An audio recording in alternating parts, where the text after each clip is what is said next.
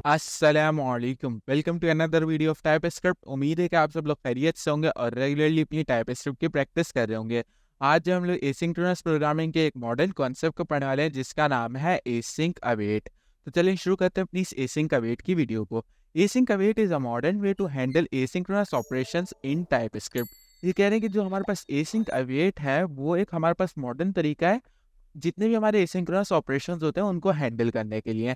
इसके अलावा ये याद रखिएगा ये जो एसिंक का वेट है ये दोनों अलग अलग चीज़ें, ये दोनों अलग अलग कीवर्ड्स हैं और इन दोनों का अलग अलग कोई ना कोई मकसद है। सबसे पहले जो हम एसिंक के कीवर्ड का मकसद देख लेते हैं। Async keyword is used to define a function that will handle asynchronous operations.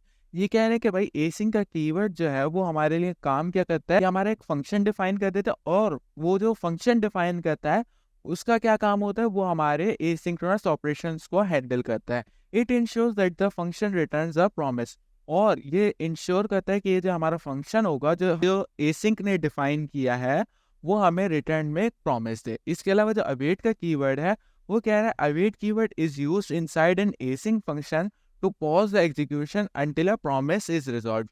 ये कह रहे हैं अवेट का कीवर्ड जो है वो यूज होता है एसिंक फंक्शन के अंदर, जिसका असल में काम क्या होता है, हमारी जो एग्जीक्यूशन है उसको पॉज करना until the promise is resolve, जब तक हमारा प्रॉमिस जो है वो रिजॉल्व नहीं हो जाता। और इसके अलावा इसकी एक बड़ी खूबी ये भी है कि हमारे कोड को जो है सिंक्रोनस कोड की तरह बना देता है, जिसकी वजह से हमें इसको समझने में जो है बहुत आसानी होती है। तो चलिए एक काम करते हैं, इसकी एक एग्जाम्पल कर लेते हैं ताकि हमें इसकी बेटर अंडरस्टैंडिंग हो सके। सबसे पहले इसने क्या कहा कि भाई हमें क्या करना पड़ेगा, एसिंक के कीवर्ड की बदौलत एक फंक्शन डिफाइन करना पड़ेगा। चले हम पहले ये कर लेते हैं। एसिंक हमने लिखा, इसके बाद हमने क्या किया, एक फंक्शन अपना बना दिया gate data. Simple async function बनाने के लिए कोई बड़ी रॉकेट साइंस नहीं है। जैसे आप नॉर्मल फंक्शन बनाते थे उससे एक स्टेप ज्यादा करना है। जहाँ पे आप जैसे फंक्शन लिखते थे उससे पहले आपने क्या करना है, एसिंक लगा देना है। इससे क्या होगा, हमारा जो फंक्शन होगा वो एसिंक फंक्शन में तब्दील हो जाएगा। और इसके अलावा ये जो एसिंक फंक्शन में फंक्शन तब्दील हुआ है, इस फंक्शन का क्या काम है, ये रिटर्न करता है हमारे एक प्रॉमिस को। सिंपल। अब हम क्या करते हैं, अब हम अपने अवेट के कीवर्ड को देख लेते हैं। ये कह रहे हैं कि भाई ये एसिंक फंक्शन के अंदर यूज होगा। ठीक है भाई, हम एसिंक फंक्शन के अंदर यूज कर लेंगे। और इसका असल काम क्या है, ये वेट कराते हैं हमारी एग्जीक्यूशन को जब तक हमारा प्रॉमिस ना रिजॉल्व हो जाए।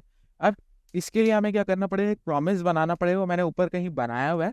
उसका काम क्या है कि वो जो है हमें रिटर्न में कुछ डेटा दे रहा है, मुझे कुछ टाइम बाद उसको रिटर्न करने में कोई 5 सेकंड मुझे लग रहे हैं।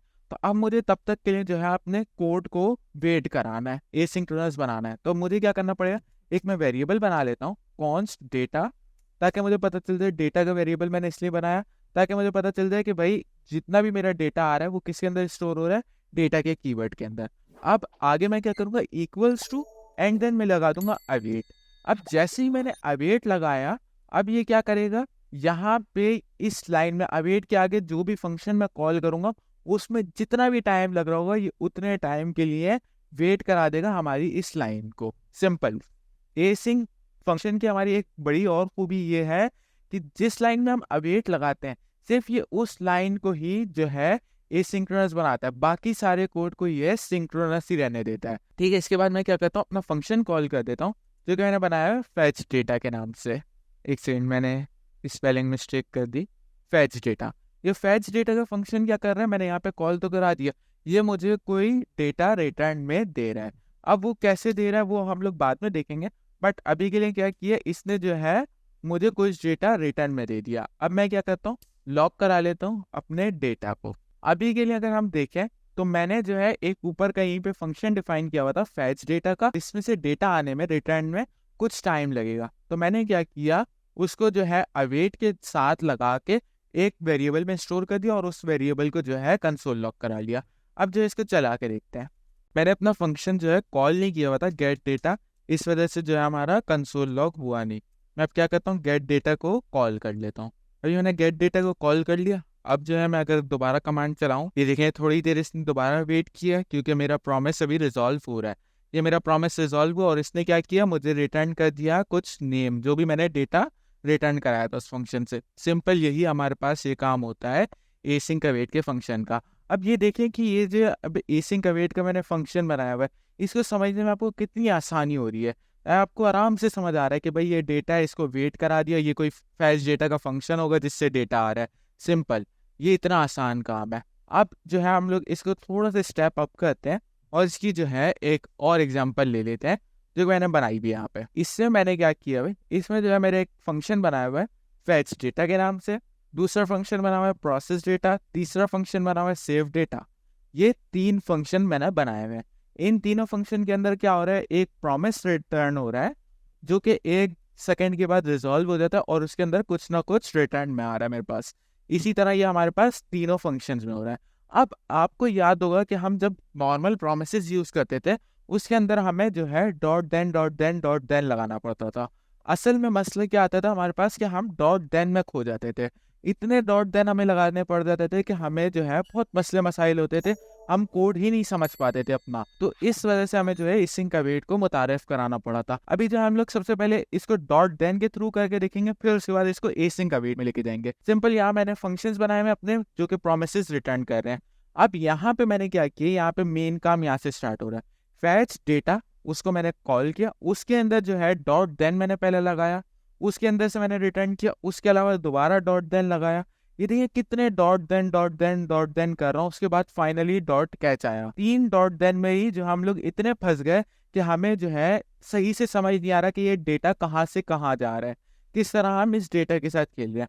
अब इसको अगर हम जो है एसिंक अवेट के अंदर रखे हैं, और इसके अलावा मैं एसिंक अवेट की एक और बात बता दूं कि इसके अंदर हम जो है ट्राई कैच के ब्लॉक को यूज कर लेते हैं। क्या करता है ट्राई कैच का ब्लॉक? ट्राई कैच का ब्लॉक ये करता है कि हमारी जितनी भी मेन लॉजिक होती है उसको हम ट्राई के ब्लॉक में रख देते हैं, और इसके अलावा जो हमारा कैच के ब्लॉक होता है उसको हम अलग से रख के उसमें एरर्स रख देते हैं। अगर इस ट्राई के ब्लॉक में कहीं भी एरर आएगा तो ये क्या करेगा, डायरेक्ट कैच के ब्लॉक में जाएगा और जो ट्राई के ब्लॉक में एरर आया होगा वो कैच को पास कर देगा और वो कैच हमें एरर हमें दिखा देगा हमारा। सिंपल यही काम होता है ट्राई कैच का। अब हम इसको देख लेते हैं कौन सिस्टम इसने सबसे पहले डेटा किया, फैच डेटा, पहला फंक्शन कॉल हो गया। सिंपल, हमें पता चल गया कि भाई जो भी फैच डेटा से डेटा यहाँ से निकल रहा है जो कि क्या है, एक ऑब्जेक्ट है जिसमें आ रहा है रॉ डेटा डेटा के अंदर, वो कहाँ जाके स्टोर हो गया, डेटा के अंदर।